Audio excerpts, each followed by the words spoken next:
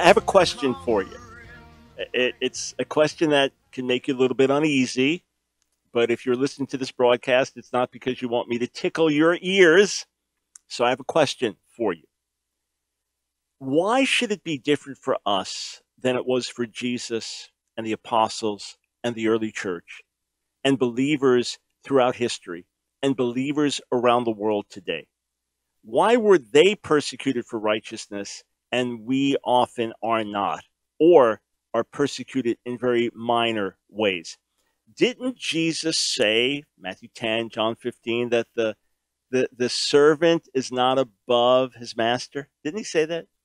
That if they persecuted me, they'll persecute you. If they hated me, they'll hate you.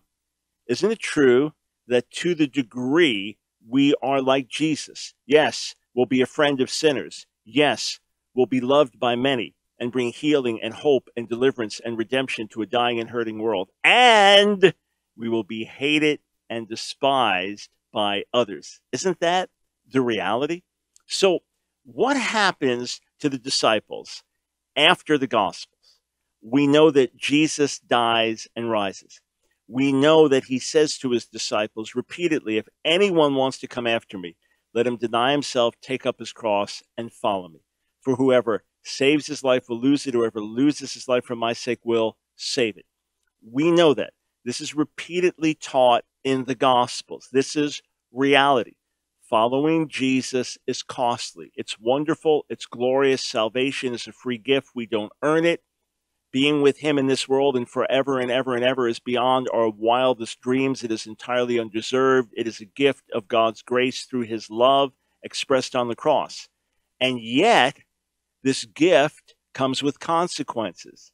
This gift comes with responsibilities. And as we follow Jesus, we will find ourselves in conflict with a sinning world. As we follow Jesus, we'll find ourselves in conflict with other religions because he said he is the way, the truth, and the life. As we follow Jesus, we will find ourselves treated the way he was treated. So let's take, for example, in the book of Acts, the apostles begin preaching. Thousands of Jewish people come to faith. In the second chapter of the book of Acts, there's a pronounced miracle. In the third chapter of the book of Acts, a man born lame is miraculously healed. It's shaking the city. By the fourth chapter, there's now persecution and opposition.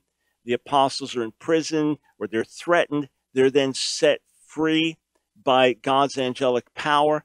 And now they are warned once again not to preach anymore in Jesus' name, and they are flogged. This is a warning. They're flogged, and there's a warning. And look at what's written in Acts chapter 5, verse 41.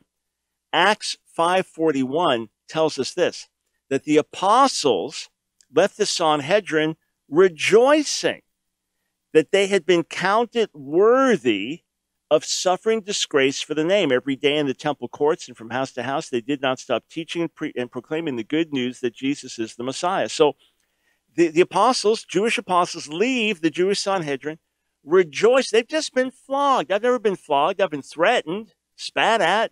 I've never been flogged for the gospel. They were flogged. And rather than leaving the Sanhedrin with their heads hung down and feeling shamed and depressed, they left rejoicing that they were counted worthy of suffering reproach, of being shamed for the name of Jesus. In other words, we're being treated the way he was treated. And they rejoice because that, there's more. There's more. It says, day after day, temple courts, house for house, they never stopped teaching and proclaiming that Jesus is the Messiah. They were told, don't speak any more in his name. What do? They go out and speak. They go out and speak. Well, what's going to happen to them next? They've just been flogged. Maybe they'll be put in prison. Maybe they'll be flogged again. Maybe they'll be killed. So be it. They already lost their lives when they came to Jesus. They lost their lives and thereby found their lives. Now we see this pattern going on in Acts, the 6th chapter, as God is using men like Stephen and Philip, the men who are waiting on tables to alleviate some of the burden from the apostles. Persecution breaks out against them. Stephen is martyred. In Acts the 7th chapter, Acts the 8th chapter, persecution scatters the believers. Acts the 9th chapter, Saul of Tarsus meets Jesus, meets Yeshua, meets the Messiah. He is transformed. He gets persecuted. And this is now the ongoing pattern. Acts 14, Paul is preaching, and when a man's miraculously healed, they want to offer sacrifices to him and his companion as if they're gods. They get him to not do that, and then other rabble-rousers come in, stir up opposition against Paul. Next thing, he's stoned, looks like he dies, he's dragged out of the city, and God raises him up. This is the ongoing pattern. Now, Acts chapter 16, they're in Philippi. They have been uniquely sent by God to Philippi. They have been sent by the Spirit directly to Philippi. Don't go here, go there. Read the beginning of Acts 16, you'll see it. And then they lead some Jewish people to the Lord there. And then there are two men. They have a slave girl who has a spirit of divination. She predicts the future. She tells secrets to people. You know, she has a spirit of divination. They make a lot of money off of her fortune telling. So what happens? Paul drives the spirit out of her. They lose their income. So what do they say? Acts chapter 16. They bring them to the magistrate. And they make this accusation. They say, these men, Acts 16, these men, what does it say? These men are Jews and are throwing our city into an uproar by advocating customs unlawful for us Romans to accept or practice. The crowd joined in the attack against Paul and Silas, and the magistrates ordered them to be stripped and beaten with rods. They were severely flogged. But notice the accusation. These men are Jews, true, and are throwing our city into an uproar. Well, false. They were throwing the demonic world into an uproar. They were throwing the spiritual world into an uproar by preaching Jesus and driving out demons. But they themselves were peacemakers, not troublemakers. All right, so it's a distorted charge. They are advocating customs unlawful for us Romans to accept or practice. That was actually a true charge. And in other words, the Jewish faith was accepted by Roman law at that time. But you could not introduce the worship of other gods or speak against the gods. And what they were advocating was allegiance to Jesus and not to Caesar as Lord. So in a sense, it was going against Roman custom and Roman law at that time. Bottom line, they are falsely accused of throwing the city into an uproar, whereas they were simply preaching the gospel, and yet it went against the grain. Why do we think it's just going to be so peaceful here for us in America? Now, look, I'm trying to be a peacemaker, not a troublemaker. Every opportunity I have, I meet with people behind the scenes. I talk privately. I do my best to extend an olive branch in the midst of differences. On a number of occasions, especially early on as I was getting involved in LGBT issues, I made appointments with local activists to sit and have meals with them, to talk face to face, to get to know them better as fellow human beings, to say in the midst of our differences, how can we be neighbors? I'm always going to try to be a peacemaker. But the bottom line is, Jesus was hated. The apostles were hated. Believers are hated around the world. Jesus said it. I'll repeat from John 15. Don't be surprised if the world hates you. 1 Peter 4, Peter says, don't be surprised at the fiery trial you're suffering. This comes because we are identified with Jesus, because we are shining lights in a dark place. You say, well, America is different than Rome. Oh, is America a holy country? America's a righteous country? America's a godly country now?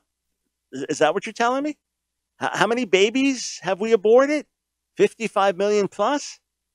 We've redefined on a national level the definition of marriage. Rome never did that. I mean, I go down with all kinds of lists of the sins of our country. We are the world's leader in exporting pornography around the world. Whatever Rome did, it didn't even have the ability to do something like that back then. And then the injustice we've had in our history and the many evils to this day, I thank God for the good in America. I rejoice over so many good things in America and so many graces in our history. At the same time, America is the world. America is marked by ungodliness.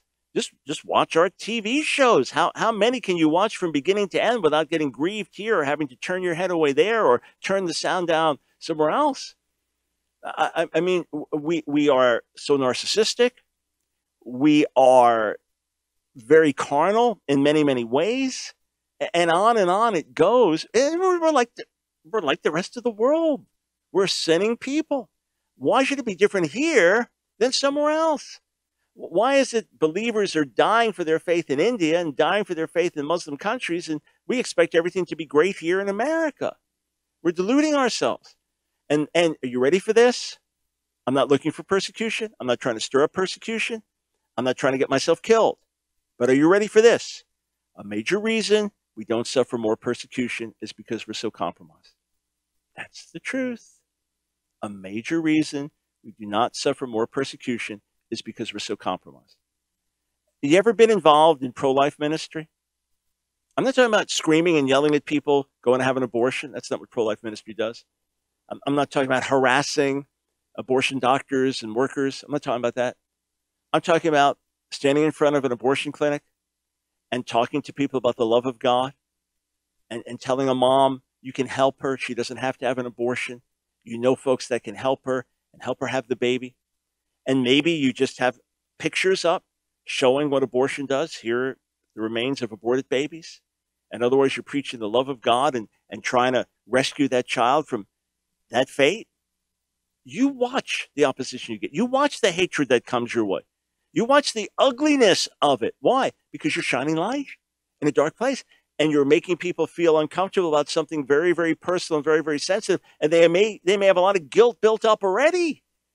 And now you come and speak the truth. Boy, you can expect opposition no matter how loving and kind and gracious you are. What happens in Acts 17? Paul, the apostles get there, and some troublemaking Jews, there were Jews who were listening to Paul's message. There were others who started trouble. So troublemaking Jews in Thessalonica try to stir up opposition for him. And what happens? They're trying to find the apostles. What do they say in Acts 17, verse 6? It's a very famous section.